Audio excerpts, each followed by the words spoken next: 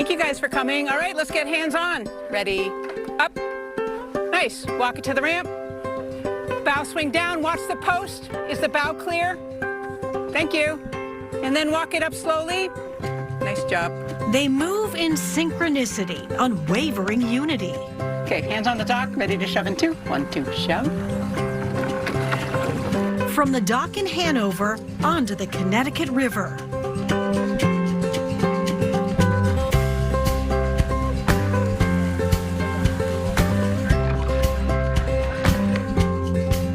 Sometimes the only sound out here, the swells of water,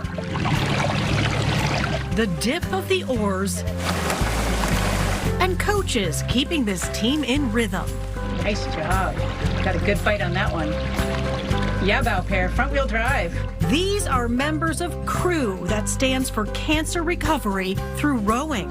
All survivors or patients in any stage of treatment or recovery, in many ways sharing an unspoken bond. It's a group where we don't sit around and talk about cancer. I don't even know the diagnoses of most of the other people on the team, but everyone gets it. If someone is struggling or even has to come back to the dock or can only row a couple strokes, everyone's been there. Just be a team with other people who get it. I know you all got the sun in your eyes, but you look amazing. It's really about finding balance in the shell, strength, and serenity. And it's okay to leave cancer on the shore. Not all the conversation's about cancer. It's about our kids. It's about trips. It's about weddings. And it's about rowing. Being outside when the sun is shining and the water is glistening has just been a very restorative activity. It's an important part of my life. The coaches call crew members crewbies, or newbies if you're new. All coaches volunteer their time and wisdom. Coach Pam powers alongside with a megaphone. Bring the elbow to the outside. Horizontal handles.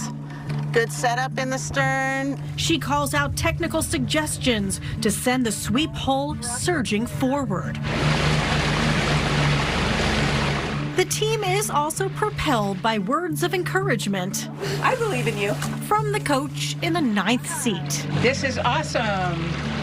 Oh yeah. Look at the timing. So great. Beautiful. They form a very strong bond with one another.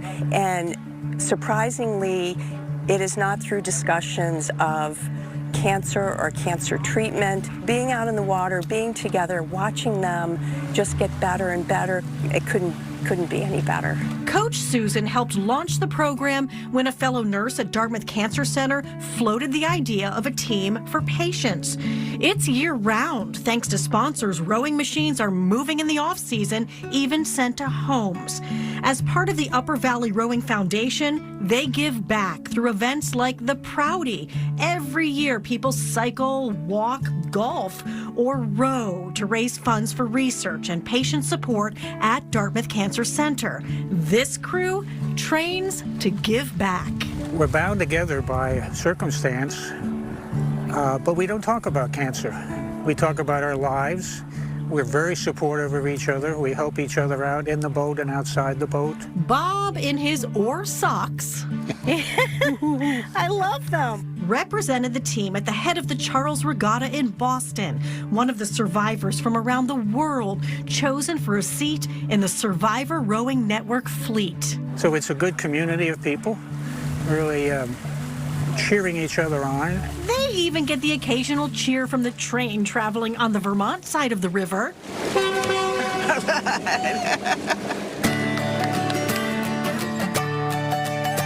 And when the sunset sparkles off the surface, it's time to head home. I don't know, they're doing so well. Let's go 5 more. This is so exciting. A lot of people say it's the ultimate team sport because you have to be synchronized. You have to all be paying attention to each other. It's just sublime, you know. It's quiet.